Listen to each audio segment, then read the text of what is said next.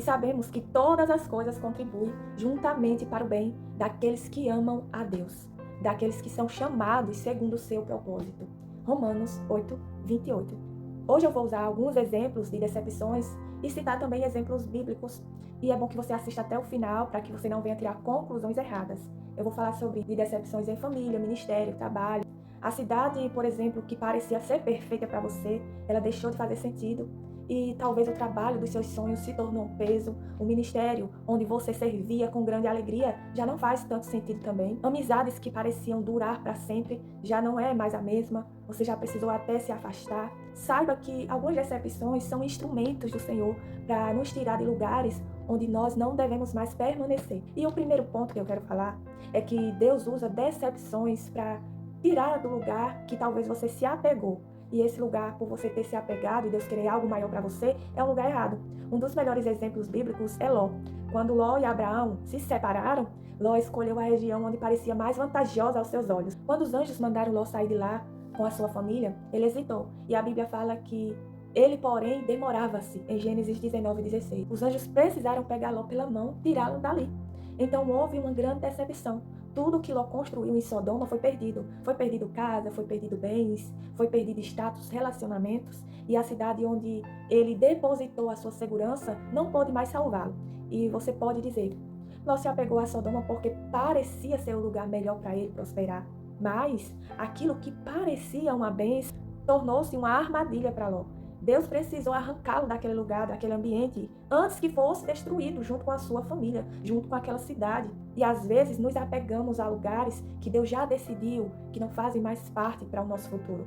Outro exemplo também muito forte é Jonas. Jonas estava apegado à sua própria vontade e ele não queria ir a Nínive. Ele tentou fugir para outro lugar, mas passou por uma grande consequência de crises até ele entender que precisava mudar de direção. Ló permaneceu onde não devia e ele sofreu perdas. E precisou também ser retirado daquele lugar por Deus para que sua vida fosse preservada. Foi assim com Abraão. Deus o chamou para sair daquela terra, da parentela, da casa do seu pai, antes de chegar à promessa. E ele precisou deixar aquele ambiente antigo para ir a um ambiente novo que Deus tinha preparado, que ele nem sabia onde era. E às vezes a cidade não é nem ruim para você, mas Deus tem outro lugar para você crescer. Então, as coisas começam a mudar, Deus começa a mudar o seu coração em relação ao lugar. E a decepção é uma das ferramentas que Deus usa para isso. Existem pessoas que amam a sua cidade, mas percebem que não conseguem mais crescer naquele lugar. Não encontram uma oportunidade melhor. Elas não conseguem desenvolver os seus dons. Vivem cercadas pelas mesmas limitações. Isso não significa que a cidade seja ruim, mas pode significar que Deus está preparando uma mudança para você. José saiu de Canaã e foi para o Egito. Ruth saiu de Moabe. Abraão saiu de Ur. Às vezes a decepção com o lugar onde você mora não é ingratidão. Pode ser Deus te despertando para viver uma nova estação da sua vida. Deus pode também usar uma decepção no trabalho. Um exemplo forte disso sobre trabalho foi Jacó. Depois de anos que ele estava servindo a Labão, o seu sogro, Jacó declarou: "Mas vosso pai me enganou e mudou o meu salário 10 vezes. Porém, Deus não lhe permitiu que me fizesse mal." Está escrito em Gênesis 31, 7. Veja o que Jacó enfrentou. Ele trabalhou fielmente, ele cumpriu os acordos, ele gerou prosperidade para o patrão, que era seu sogro, e ele foi explorado. Ele teve o salário alterado repetidas vezes, também sofreu injustiças trabalhistas. Talvez você esteja vivendo como Jacó e trabalha duro, se dedica, você entrega resultados, parece até que sempre mudam as regras do jogo quando você está indo bem, promete uma coisa e entregam outra. Eles reconhecem seu valor, mas só que apenas quando precisa de você. Jacó viveu exatamente isso. Seu sogro Labão mudou seu salário 10 vezes, mas Deus mostrou que a prosperidade de Jacó não dependia dele, não dependia de Labão, dependia da fidelidade de Deus. E há um detalhe interessante aqui, que a decepção constante com Labão foi Deus preparando Jacó para ele entender que não deveria permanecer ali para sempre. As injustiças, elas não foram apenas uma prova, elas também ajudaram Jacó a perceber que aquele ciclo já havia terminado.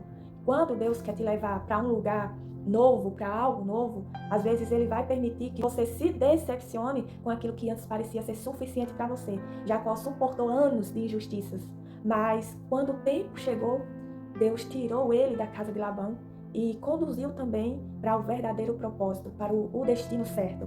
Você se dedicou, fez seu melhor, você foi leal, mas não foi reconhecido, você foi ignorado, foi passado para trás, foi injustiçado.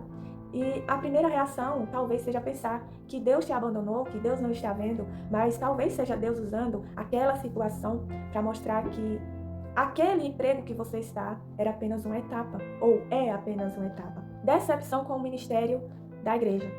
Deixando claro que nem toda decepção é um motivo para trocar de igreja, porque lidamos com pessoas e todos nós somos falhos, mas o certo é orar e é pedir confirmação de Deus, discernimento.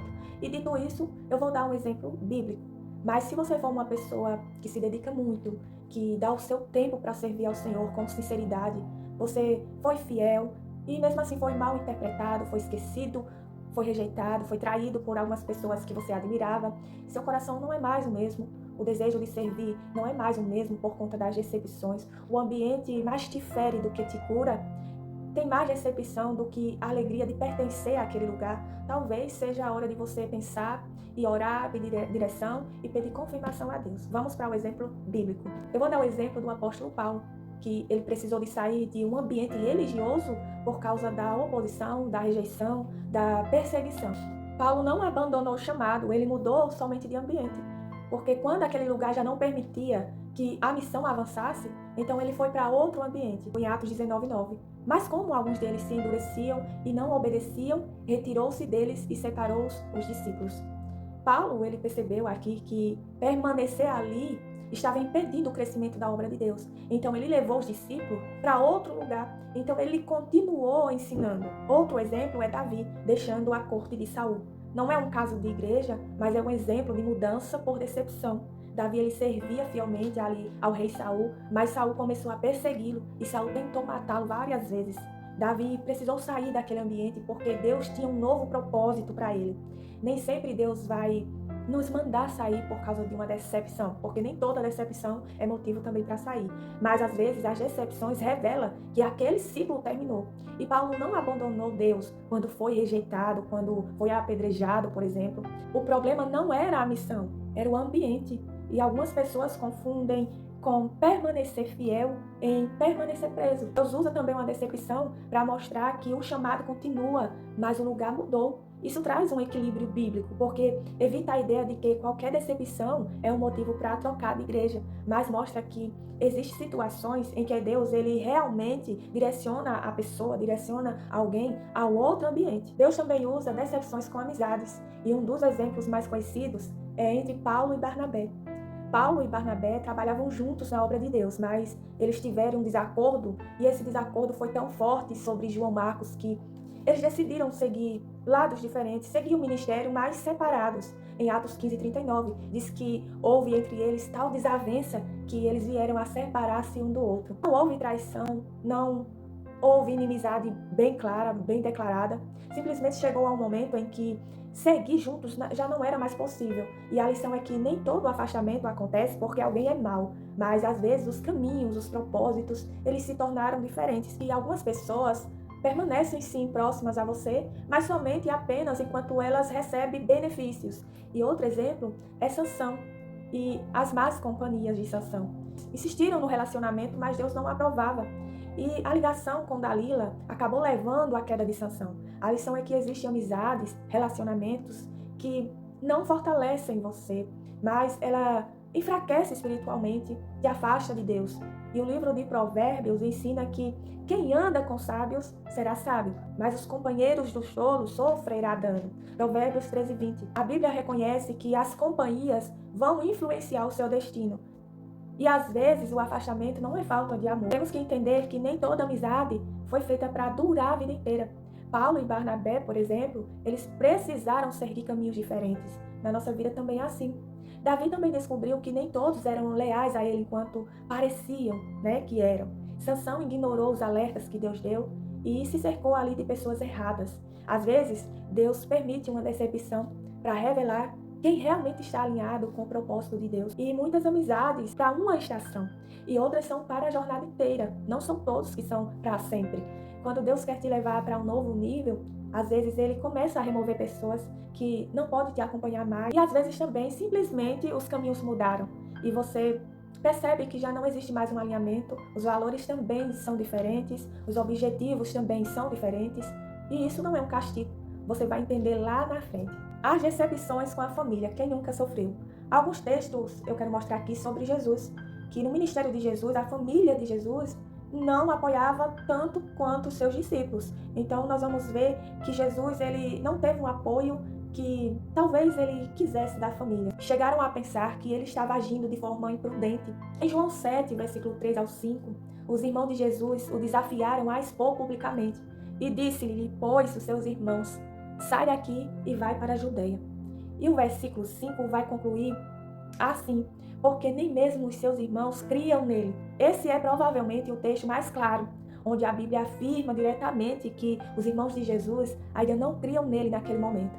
Em Marcos 3, versículo 31 a 35, Jesus recebe uma notícia de que a mãe dos seus irmãos estavam procurando ele. E é bem interessante essa passagem, que Jesus responde, quem é minha mãe e meus irmãos? E apontando para os discípulos, ele diz, qualquer que fazer a vontade de Deus, esse é meu irmão, irmã e mãe. Jesus não estava rejeitando a sua família naquele momento. Ele estava ensinando que a obediência a Deus vem acima dos laços familiares. E em Mateus 13, versículos 54 a 58, as pessoas da sua própria região, ali, família, tiveram dificuldade em aceitá-lo. Jesus declarou, não há profeta sem honra, senão na sua terra e na sua casa. Isso mostra que até dentro do ambiente ali familiar havia resistência ao ministério de Jesus. A Bíblia também mostra que isso mudou depois, não ficou tendo resistência para sempre. Após a ressurreição de Jesus, os irmãos de Jesus passaram a crer nele. Tiago tornou-se uma das principais lideranças da igreja de Jerusalém. E a família de Jesus não o rejeitou para sempre.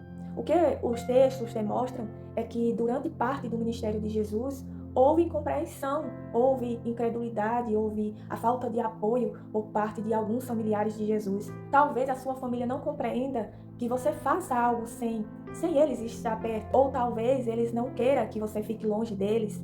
E às vezes é necessário para cumprir o seu propósito, para que você venha avançar. Jesus continuou firme no seu chamado, mesmo sem o apoio que talvez muito esperaria. A lição é que nem sempre a família vai entender imediatamente o propósito que Deus colocou sobre a sua vida. José ele foi vendido pelos irmãos. Jacó precisou fugir de Esaú. Davi sofreu traições do seu próprio filho. E até Jesus enfrentou incompreensões dentro da sua família. A Bíblia mostra que algumas decepções familiares não são o fim da história. Deus pode usar esses momentos que são dolorosos, mas eles vão proteger, vão amadurecer, vai conduzir os seus filhos ao propósito. Às vezes a maior dor não vem dos inimigos, vem daqueles que você mais ama. Ainda assim, Deus ele vai continuar guiando seus passos. Como saber se a decepção é um sinal de mudança que Deus quer que você faça? Porque nem toda decepção significa que você deveria sair imediatamente de um lugar, ou mudar de direção. Por isso que é importante orar, é importante discernir, mas alguns sinais costumam aparecer. Por exemplo, você perde a paz de permanecer naquele lugar, as portas começam a se fechar repetidamente, Deus confirma através de palavra, confirma através de pessoas, surgem também novas oportunidades que estão alinhadas ao propósito e você sente que já cumpriu uma missão naquele ambiente. Também pode ser que o crescimento espiritual, pessoal, está estagnado, parou mesmo completamente. Quando vários desses sinais aparecem juntos, vale a pena você buscar uma direção de Deus. Se você está vivendo uma fase de decepção, não conclua imediatamente que Deus ele te abandonou, sabe? Pergunte, Senhor, o que o Senhor está tentando me mostrar através dessa decepção? A decepção não é o fim, talvez seja um empurrão que Deus está dando, um empurrão que você precisava para entrar em uma nova fase da sua vida. E lembre-se, Deus frequentemente usa as portas fechadas para nos conduzir às portas certas. E aquilo que hoje parece que foi perda, pode ser o início de um propósito muito maior do que você está pensando. Então, ore, busque discernimento, permita que Deus transforme a decepção em direção, porque algumas mudanças, elas começam exatamente quando aquilo que amávamos deixa de fazer um certo sentido. Então, Deus abençoe, ore, peça discernimento e Deus te dará sabedoria.